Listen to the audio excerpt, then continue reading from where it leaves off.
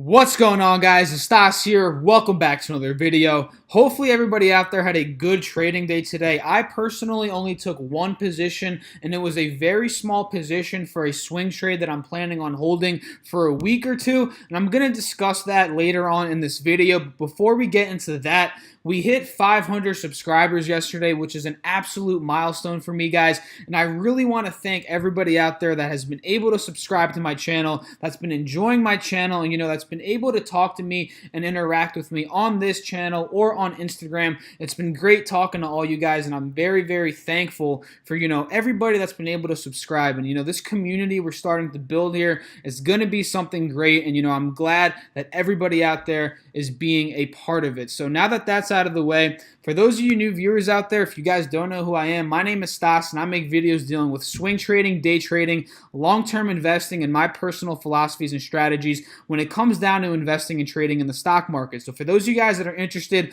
in learning more about that, investing and trading, and also following along with me and my journey in the stock market, feel free to drop a like, leave a comment, and subscribe, and let's get started with this video. So the first stock that I ended up trading today, and this is the only new stock that I was able to put new money into, was ticker symbol RUN. And this is one that was shouted out to me by my subscriber named Roger. So Roger, if you're watching this video, thanks for shouting the stock out to me. This is a great stock that fits my personal strategy, and this is why I ended up taking a smaller position today at about $14.53. So again, shouts out to Roger for calling out the stock, and I'm quickly going to break it down for you guys and tell you why I like it and why it fits my personal strategy. So First of all, my personal strategy in investing and trading in the stock market, is buying in companies that are in uptrending patterns, right? Uptrending patterns at a dip buy. So we see here that an uptrending pattern means, the stock is making higher highs, it's pushing up, and it's making higher lows. So we see the high here at about $10, the next high is at about $11.75, the next high is at about $14.30, $16.50 is the next high, right? And it's making higher lows. The low here is at about $10.85. The next low at about $12. It bottomed out here at about $13. And now it's pulling back and showing some nice consolidation at about $14.50 right on top of this SMA indicator. So now that we know that RUN is uptrending in price, it's also trending above the SMA indicators, both the 180 and the 50-day, right? And above the EMA indicator. All the indications are showing that RUN is on this uptrending pattern. So that checks off, as part of my strategy in those different aspects. And now that we're at this nice pullback, right, from about 1650 down to about 1450, let's see how much potential for profit that opens up. That opens up a nice, about 12 to 13% potential for profit. So now that we see this window of profit opened with the candlesticks still trading above the 180 SMA, which has acted as a support level in the past, as we can see here, it bounced above this indicator. It did not break below it, so it acted as a support level. And here as well, it bounced above it there. Indications are showing that this indicator has acted as a support level in the past, and it's been consolidating at 1450 for the past 2 days. If we can look at the 1-day, 1-minute chart, we saw the nice pullback here. And for the latter half of, yesterday, or not yesterday, 720, which was Friday, it was consolidating at about 1420, then a little pushback up to the 1450s, and then all day today consolidated at about 1450. So this gave me a validation that this support level at the 180-day EMA line is, a valid support level. So that is why I ended up taking a smaller position of about 35 shares at $14.50, which totaled at about $500. My plan with this particular investment is to continue to add more money into it as it starts to push back up. So let's say tomorrow we open up, right, below the 180-day SMA indicator. Let's say we open up at like 1375, 1390, which would be, the worst case scenario here. We would be down like 2 to 3% at that point, and then I probably would cut losses. But let's say we open up tomorrow up here at about 1475, maybe 1480. That gives me even a further confirmation that RUN is pushing up, and this could mean that I might put more money into the investment. As it's pushing up, my strategy with this, my strategy as a swing trader is, slowly adding more money each and every day as the stock continues and continues to validate the uptrending pattern, which is what we're going to be looking at with Run. So today, like I said, I took my initial position at 1450, $500, and it offers a nice 10 to 12% potential for profit. Like I said, to the previous resistance point at about 1650, and if it does continue the pattern of making higher highs, it could push up into the $17, right, which offers an upwards potential of about 17%. And obviously, we're not looking to capture all of that 17% profit, just some of it. If we get away with 5 to 10%, we'd be very, very happy on this particular trade. And again, my weekly goal is about 5%, and I'd be able to hit that with one trade, And that's what we're looking to do with Run. And that's the only one that I ended up taking a position in today. The other ones that I were trading, as you guys remember, were Gush and Micron, right? Gush and Micron. And, DGAS was one that I shouted out yesterday as well, but I ended up not taking a position today because like I predicted, it opened up in the mid to high $27 today. And let's talk a little bit about DGAS, really quickly and talk about how it moved today. Actually, let's look at the 20-day chart. So we were talking about in yesterday's video, for those of you guys that don't recall, or for those of you guys that didn't even watch it, we were talking about how natural gas was consolidating on Thursday and Friday at about $2.77, and how this could have been a good dip buy opportunity on DGAS. And it did consolidate at $2.77. And for those of you guys that don't know, DGAS goes up in price whenever natural gas is going down in price, right? Just keep that in mind, right? And it was consolidating here pretty much for how many days? It was 2 days, I believe. Yeah, about 2 days. And then we opened up 273 in yesterday's video. If you guys watched it on Sunday, the futures markets opened at about 6 p.m. where I am. We opened up down, the huge gap down. And, I predicted that DGAS was going to open up at about 27.50, and that's actually right around where it ended up opening up. So that is why we were looking at DGAS in the first place, due to this nice consolidation of natural gas right under the SMA indicator, with the SMA indicator acting as a resistance. So as that was happening, we were looking at DGAS, and DGAS ended up opening up at about, $27. And let's look, 1 day, 1 minute chart.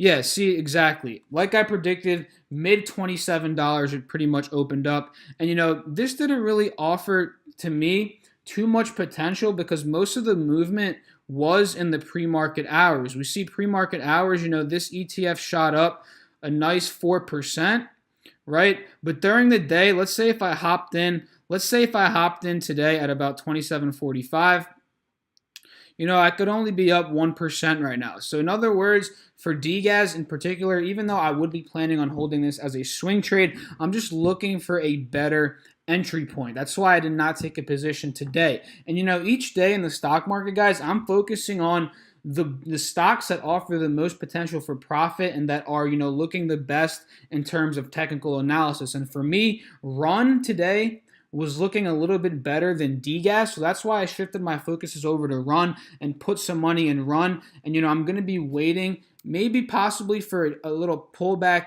in DGAS, before getting in. But obviously, we can't really predict the markets like that. And if we do open up a little bit higher tomorrow, I missed out on an opportunity, and that's something that I'm going to have to learn from as a trader. But again, I'm focusing on the most potential for profit, and today that wasn't DGAS yet, it was Run. So Run is the one that I was focusing on more today. But with DGAS, I'm just looking for a little pullback, possibly a better entry point to get in and hold, as natural gas continues this downtrending pattern. Now, looking back over to Gush, which is one that I've been actively trading for the past week, but I did not add any new money into it today, we see that it's been trading horizontally over the past week, and it's kind of just been stuck at around $38 to $39 with little movement in XOP, which is the future that Gush trades based upon. And for those of you guys that don't know, whenever XOP is pushing up, Gush is going up in price as well. But whenever XOP is going down in price,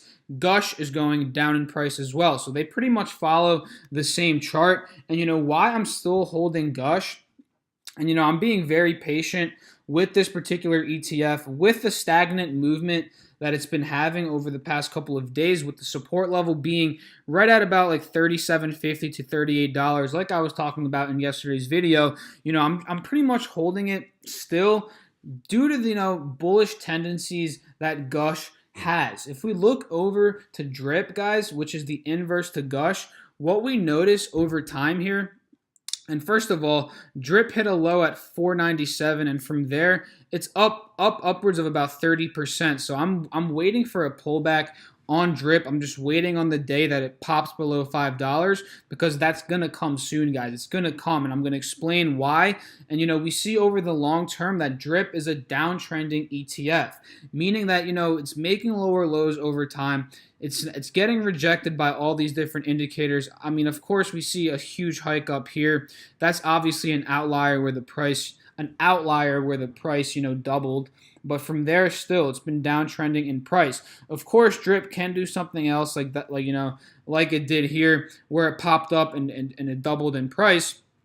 But it's trading below that 180 SMA indicator still, and it's been struggling over the past 10 days to pop above that. As Gush has been consolidating at about 38.50 and slowly pushing up, because we've been seeing Gush slowly push up, right? Drip has been struggling to pop above the 180 SMA, and it's been rejected there and slowly been pushing down. So I do see, bearish tendencies for ticker symbol DRIP, which only leads to Gush shooting up in price. And like we talked about in yesterday's video, crude oil, it's been recovering from the low point at about $67. And what we noticed, oh crap, I knocked over my water bottle. But what we noticed with crude oil over time is that it's uptrending, making higher highs. And now that it bounced here at about 67.50, this just validates that crude oil made a higher low, right? Its low here was 64. Its low here is at about 67. And this just validates to us that crude oil is pushing up. And when crude oil is pushing up, obviously XOP, which is an oil and gas ETF, is going to be pushing up as well, which in turn is going to be pushing up Gush. So this is why I'm not too scared holding Gush, and I am in with the smaller, with my smaller account at about with about $800, like I've mentioned in previous videos, and with my larger account with a smaller position. So I'm not really too nervous holding Gush, especially since it's been consolidating at around $38 for the past week, and especially due to crude oil popping up in price. I'm still positive on this particular investment, in it going up in price by the end of this week. So that's what I'm doing with Gush, still patiently holding on to those shares. And with Micron, for those of you guys that are Micron investors, we had a little scare this morning, right? We saw a big dip down to about 51. I think it hit about 51, maybe 51.90. Don't quote me. Yeah, it did not hit 51.90. 52.22. Either way, it dropped from about 55.20 where it closed on Friday, at about 55 where it closed on Friday, down to about 52, which was a big drop in price, about 5%. So that was a big scare. We opened up like about 4% down today, but luckily, we were able to recover as Micron shareholders, and we're seeing it popped up all the way back to 54.33. So Micron did end up being a good day trade for anybody out there that was able to hop in at about $52 and ride it up to about $54. You made a good about 4%, I believe. Yeah, 4%. So that's a good day trade right there. But again, we had a little scare with Micron. Luckily, the stock recovered, and now I believe it's going to be pushing up and showing some more bullish tendencies. And we can see here, if we clear this drawing set really quickly here for you guys, what we notice, let's look at the 90-day chart actually to get a closer view of this. What we notice here is this uptrending pattern that Micron is on now. We see that, okay, it hit lows of $50, shot up to about 57. Now this new $52 bounce point here could be a valid, a valid higher low for Micron, as it ended up recovering from 52 all the way up to $54 now. Now what we're going to be looking at in particular with Micron is that if it breaks above this SMA indicator right here, because it's currently trading below it, as well as the EMA line, this one could be shooting up to the stars of about back to the $60 range. But until we see that confirmation of a break above this SMA indicator here, I'm going to be waiting on adding more shares into my Micron position. So that's pretty much what I ended up doing today in the stock market. Again, with my strategy, I don't look at too many stocks. I like to focus on the same ETFs, inverse ETFs that I trade all the time that you guys have been watching on this channel.